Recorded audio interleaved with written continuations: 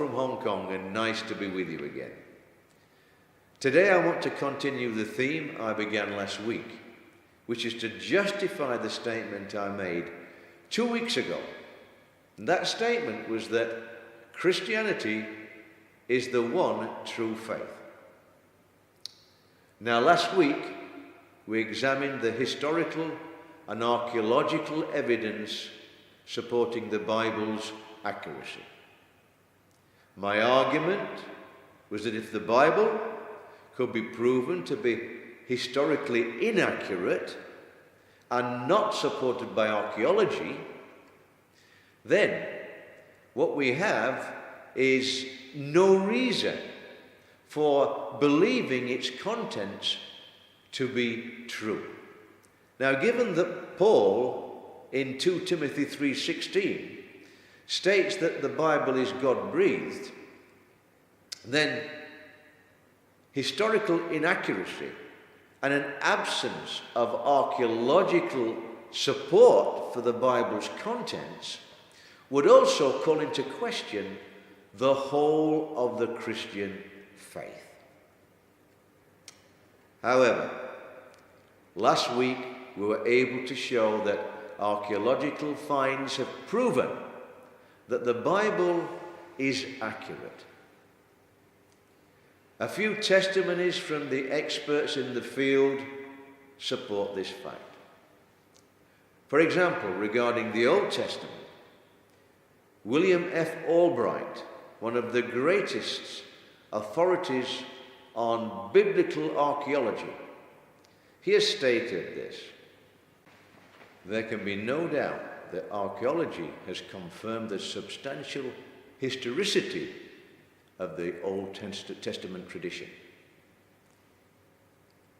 Regarding the New Testament, referring to Luke, who is one of the 4 gospel writers and the author of the book of Acts, which, taken together, discuss the life of Jesus and his legacy, Sir William Ramsay, one of the greatest archaeologists in history, stated that Luke is a historian of first rank.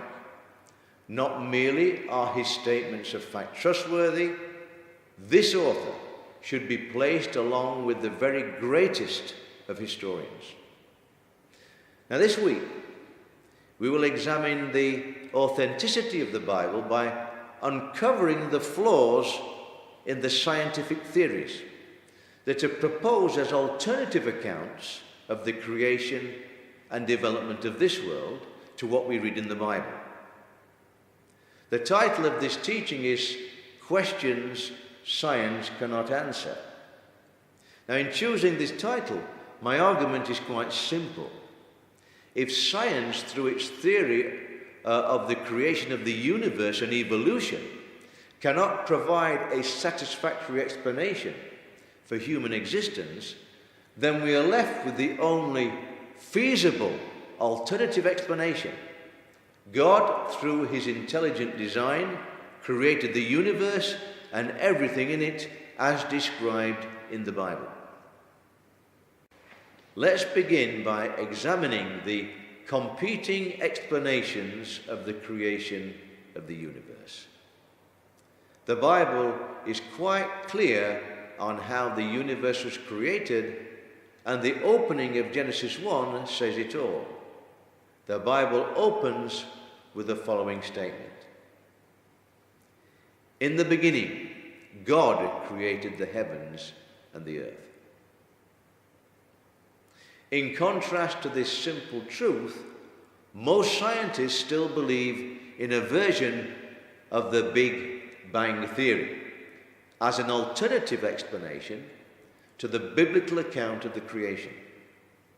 However, the Big Bang Theory has some fundamental flaws, and there are many of them. However, given the time available for this teaching, I will refer to only one, which I believe is the central flaw in the theory. This is described very well in an article from the Christian Courier. This is what the article says: the Big Bang scenario speculates that the marvelously ordered universe randomly resulted from a gigantic explosion, a holocaust. Never in the history of human experience has a chaotic explosion been observed producing an intricate order that operates purposefully. An explosion in a print shop does not produce an encyclopedia. A tornado sweeping through a junkyard does not assemble a Boeing 747. No building contractor dumps his materials on a vacant lot, attaches dynamite, and then waits for a completed home from the resulting bang. The idea is absurd. The Big Bang Theory actually violates the scientist's own law, which is the second law of thermodynamics, which can be viewed as a universal law of disorder and decay over time. The second law of thermodynamics, in layman's terms, means that complex things, left alone, become simple things through a process of decay. A human being, for example, when left alone to die, as we all do, ultimately decays to dust. This is a universal law identified and articulated by scientists. However, these same scientists generally believe in evolution, where a world left alone enables the evolution of simple organisms through mammal-like creatures, through to apes, and then to man in all his complexity. The simple question for the scientists is, how can the theory of evolution, and make no mistake, it is only a theory, be satisfactorily reconciled with their own second law of thermodynamics? Now let's move on to discuss the population of the Earth. Modern geologists and geophysicists tend to agree that the age of the Earth is around 4.54 billion years. Scientific opinion on the existence of man ranges from 200,000 to 2 million years, with speculation that an earlier form of man, named Lucy, discovered in Ethiopia, dates back 3.6 million years. By contrast, the Bible indicates the existence of man for approximately 6,000 years, with Noah and the great flood taking place approximately 4,300 years ago, when only 4 couples were saved. These were Noah and his 3 sons, Shem, Ham, and Japheth and their wives. Based on the biblical timelines for man's existence on this earth from Noah onwards, and using an annual average growth rate in the world's population of slightly under 0.5%, which is a scientific calculation based on 400 years of data, the world's population should be approximately what it is now, around 7 billion. However, using evolutionist time span and assuming that mankind has been around for 500,000 years, which is a quite conservative estimate, bearing in mind the scientists claim that man may have been around for 3.6 million years, an annual population growth rate of just under 0.5% gives a current population of around 2.45 multiplied by 10 with 990 noughts after it. Can you imagine writing this figure down and then multiplying it by 2.45. If the evolutionist calculations are correct, why then are we not literally rubbing shoulders with our fellow earth dwellers? And why are we not up to our necks in bones and skeletons? Evolutionists claim the Bible cannot deal with dinosaurs. And it is true that dinosaurs are not mentioned in the Bible by name. Because, quite simply, the word was not invented until the 19th century. Now, one of the oldest books in the Bible, the book of Job, probably written 2,000 years before Christ, has the following in chapter 40, verses 15 to 19, worth listening to carefully. Look at the behemoth, which I made along with you, and which feeds on grass like an ox. What strength he has in his loins, what power in the muscles of his belly. His tail sways like a cedar, the sinews of his thighs are close knit. His bones are tubes of bronze, his limbs like rods of iron. He ranks first among the works of God, yet his maker can approach him with his sword. The hills bring it their produce, and all the wild animals play nearby. Under the lotus plants it lies, hidden amongst the reeds in the marsh. The lotuses conceal it in their shadow, the poplars by the stream surrounding it. A raging river does not alarm it, it is secure. Though the Jordan should surge against its mouth, can anyone capture it by the eyes or trap it and pierce its nose? Some have claimed that this is a description of an elephant or a hippo.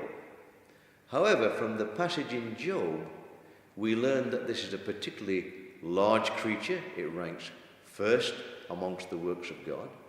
Its tail is likened to a cedar tree, one of the larger tree varieties. It is a herbivore, a plant eater, and its habitat includes water. Remember, it hides amongst the reeds in a marsh. Is this a description of an elephant or hippo, or is it a reference to the largest of the dinosaurs, the Apatosaurus, which was one of the largest land animals that ever existed?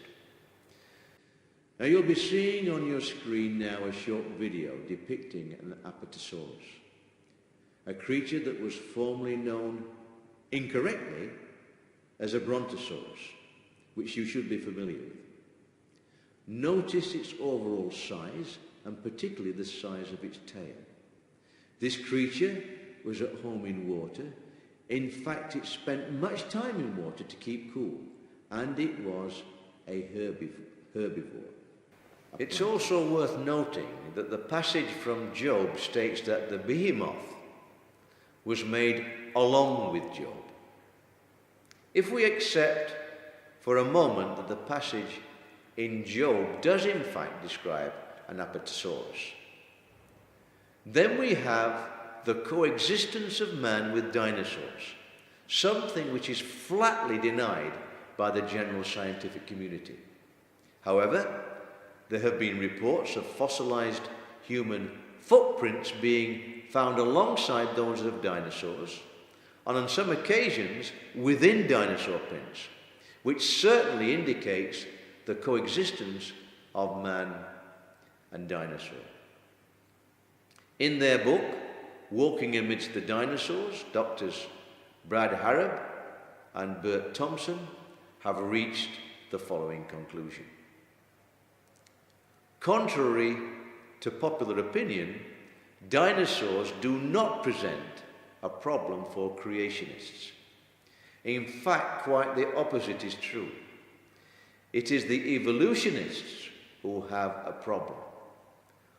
While they continue to maintain, as the late paleontologist Roland T. Byrd of the American Museum of Natural History once put it, that no man had ever existed in the age of the reptiles, the evidence documents exactly the opposite.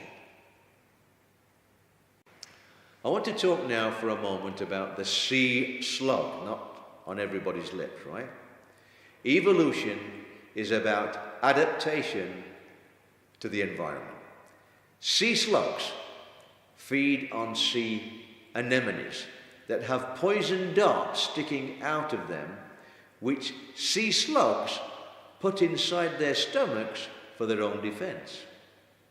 Evolutionists need to explain how a sea slug could have adapted to absorb the poison darts when the first slugs, not adapted, would have died when they came into contact with the darts. Let's move to a central issue, man's evolution from apes, which has become an accepted wisdom in this world, but there is not one shred of evidence to support this so-called wisdom. There is absolutely no concrete evidence of fossilized missing links.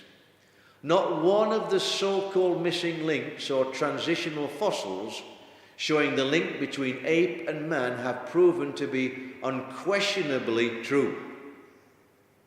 According to the Institute for Creation Science website, in the entire fossil record, there is not a single unequivocal transition form proving a causal relationship between any two species. From the billions of fossils we have discovered, there should be thousands of clear examples if they existed. The lack of transitions between species in the fossil record is what would be expected if life was created. To put this in layman's language, man's evolution from an ape, if it happened, would be an example of macroevolution, which is the evolution of one species to another. If this happens, as evolutionists claim, then we would expect to find many transitional fossils, whereas in fact, we do not have any clear, undisputed examples. This is because macroevolution does not and will not happen. Why? Because the Lord created species intact and as they are, and they do not become other species. One has to really exert a blind faith to believe in macroevolution. Now let's get a little technical for a minute and discuss the notion of chirality, which actually dispenses with the idea of evolution entirely. Amino acids are the building blocks of protein and life. Amino acids exist in both left-handed and right-handed forms, and this property is called chirality. Our hands have the property of chirality.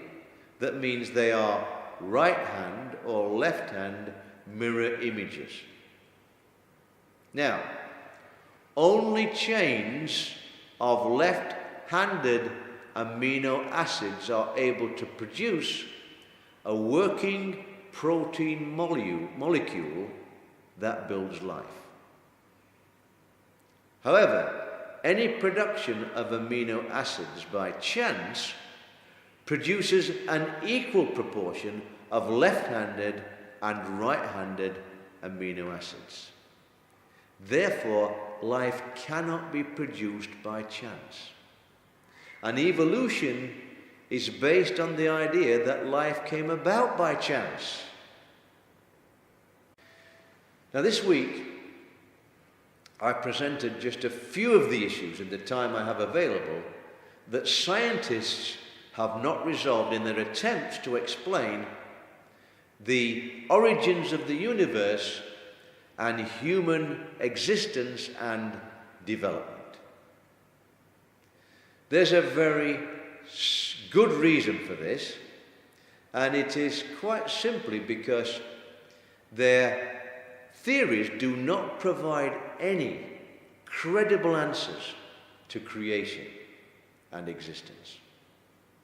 In fact, we can afford to discount these scientific explanations as mere speculations from a scientific community which for its own reasons refuses to face facts, namely that in the beginning God created the heavens and the earth. Well, I hope this week's teaching gives you plenty of scope for discussion in your various churches and your various groups. I'll see you next week when we'll round up this series on the one true faith by comparing the Christian faith with the two other major faiths in this world, basically Hinduism and Islam, on the basis that they are also the two largest faiths other than Christianity in terms of numbers. So I look forward to seeing you next week. Have a good week, and God bless.